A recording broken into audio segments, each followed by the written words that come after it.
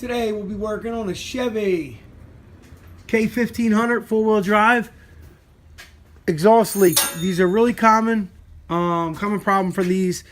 Everybody thinks it's the manifold. It actually 9 times out of 10 is this puppy right here.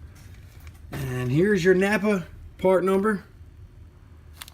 It was pretty cheap. I don't think it was over 20 bucks, but that and some 3 new bolts and we'll be good to go. Another common problem for these is the end of the manifold, the donut sometimes. But there's usually it. It's usually 315 millimeters. I would never try to take them off without heating them up. They like to snap. If they snap, you are in trouble. So here we go. Hope that helps somebody. Chevy exhaust leak.